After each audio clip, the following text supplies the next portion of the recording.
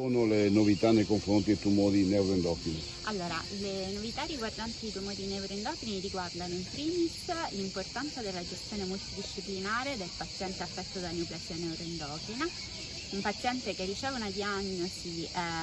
di appunto neoplasia neuroendocrina oggi in Italia deve essere gestito da un team multidisciplinare e qualora il centro diciamo, che accoglie questo paziente non disponga di questo genere di possibilità, il paziente deve essere certamente indirizzato a un centro di riferimento. Dal punto di vista della gestione terapeutica, le novità riguardano sicuramente la possibilità oggi di utilizzare anche delle terapie di tipo target. Ci sono farmaci che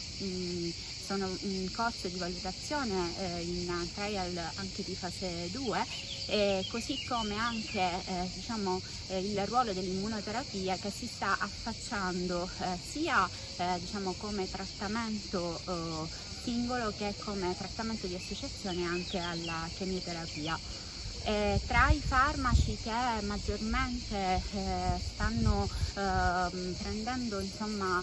piede nella gestione del paziente con tumori neuroendocrini vi sono sicuramente il cabozantinib, oltre a quelli già approvati, quindi vabbè, il sunitinib, ma appunto anche il cabozantinib, così come anche il beltutivan, che appunto sono in corso di valutazione in trial che vanno a includere chiaramente neoplasie neuroendocrine ben o moderatamente differenziate. Per quanto riguarda l'immunoterapia ci sono in corso anche dei trial con pembrolizumab, sia ripeto in monoterapia che in associazione a trattamento chemioterapico attualmente diciamo, approvato. Per quanto riguarda altre novità, sicuramente la domanda più frequente che ci si fa nella gestione dei tumori neuroendocrini riguarda anche il setting di seconda linea, che spesso diventa difficile da scegliere in quanto come sappiamo le linee guida non danno un indirizzo preciso verso un tipo di terapia di seconda linea.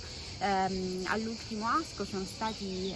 diciamo, presentati dei dati anche relativamente al ruolo di un'associazione che è già ampiamente utilizzata, che è quella appunto di capecitabina e temozolomide,